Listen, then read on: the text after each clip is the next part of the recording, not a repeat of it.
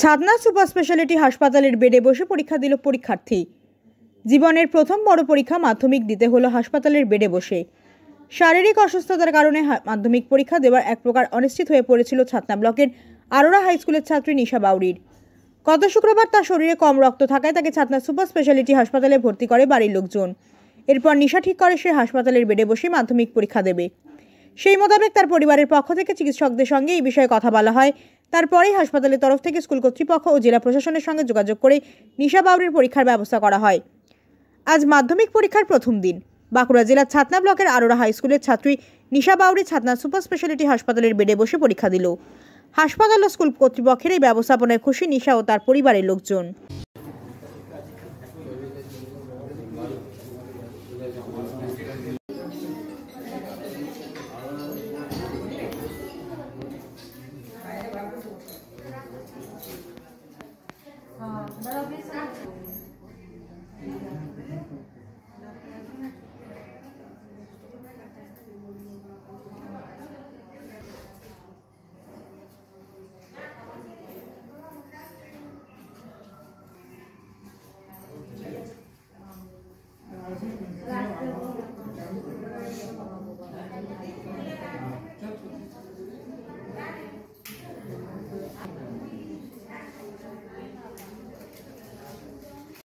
আপনার ভাইজি পরীক্ষা দিচ্ছে হসপিটালে, রাত্রে হঠাৎ আপনার জ্বর মাথা ব্যথা হয়, ওর গ্রামের লোকাল ডাক্তারকে নিয়ে যাওয়া হয়। লোকাল ডাক্তার দেখে ইয়ে করে দিয়ে হিমোগ্লোবিন টেস্ট করানো দরকার। হিমোগ্লোবিন টেস্ট করার পরে 2.7 ইমিডিয়েটলি সরকারি হাসপাতালে ভর্তি করালে এখান থেকে ডাক্তারবাবু 2 ইউনিট ব্লাডও দেয়।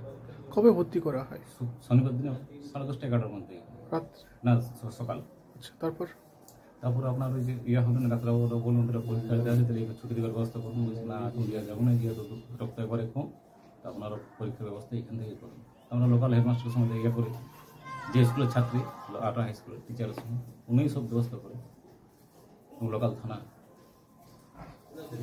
তারপর সুপার মার্কেট যেসব কাগজপত্র পেপারসটা ওই। আপনার কে হয়? আমার ভাইজি। কি নাম? নিশা বাউরি। কোন স্কুলের ছাত্র? আরোরা উচ্চ মাধ্যমিক বিদ্যালয়। ওই শরীর খারাপ হয়েছিল, মেয়ের ডাক্তারখানা গেলাম, ডাক্তার বললো ব্লাড টেস্ট করাও। ব্লাড টেস্ট করার পরে 2.4 ব্লাডের রিপোর্ট বেরাইলো। ডাক্তার বলে ইমিডিয়েটলি এখনই ভর্তি করতে হবে। আমরা এখানে এটা সামনে আমাদের এখানে নিয়ে যাবো। এখানে ছুটি চেয়েছিলাম, তো ডাক্তার বললে নিজের রিক্সে ছুটি নিতে হবে। আমরা রিক্স নিতে লাগবো, কারণ ছেলেটা মাথা করে পড়ে যেতে পারে। মূলত রক্ত কম ছিল, সেই জন্য হসপিটালে ভর্তি করেছিল। তারপর মাধ্যমিক পরীক্ষা হসপিটালে বসে কীভাবে ঠিক হলো? ঠিক হলো বলতে এই ডাক্তারবাবু এখানে কালকে ডাক্তারবাবু ছিল না, রবিবার ছিল। ম্যাডামদের সাথে কথা বললাম, ম্যাডামরা ডাক্তারবাবুর সঙ্গে ফোনে কথা বললো। ডাক্তারবাবু বললো ঠিক আছে। ওখানে এসআই কাকে ফোন করলে সেটা আমি ঠিক বলতে পারছি না, ওর সঙ্গে ফোনে যোগাযোগ করে বললো যে এগুলো তুমি রেডি করো, পরীক্ষা মেয়েটা এখান থেকেই পরীক্ষা দেওয়া যাবে। কোন স্কুলের ছাত্রী মেয়ে? Arora high school. কি নাম? High school. নাম? নিশা বাউরি। আচ্ছা, আপনার বাউরি বা কীভাবে এটা ব্যবস্থা হলো? পরীক্ষা অ্যাকচুয়ালি ও ভর্তি হচ্ছে 8 তারিখ, 17 years old। যে চিফ কমপ্লেন ছিল fever for last 2 days and severe pallor and weakness. অর্থাৎ রক্ত একদম কম, 2.7 হিমোগ্লোবিন।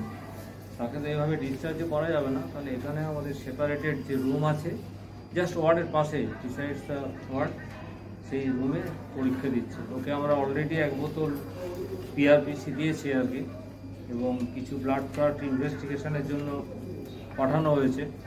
মিনিমাম আরও 1-2 বোতল পিআরপিসি দিয়ে পর ওকে ছাড়তে পারবে। কবে ভর্তি হয়েছিলেন? 8 তারিখে ভর্তি হয়েছে, 8/2/2025। কি নাম আছে ছাত্রী? ওর নাম আছে Nisha Bauri, 17 years, female, daughter of Aditya Bauri. কোন স্কুলের ছাত্রী? কোন স্কুলের ছাত্রী? বাড়ি হচ্ছে আররা এবং ছাদনা থানা। হ্যাঁ, ও আররা স্কুলেই পড়ে। আররা স্কুলের সব পরীক্ষাগুলো কি এখান থেকেই দেবে? হ্যাঁ, সেটা আজকে বলা মুশকিল। ও যদি স্টেবল হয়, পারমিট করে আর 1 বোতল ব্লাড পাওয়ার পর, তাহলে আমরা ওকে ডিসচার্জ করে দিতে পারি। আপনার নাম? আমার নাম ডক্টর রেবতী রমন দাস।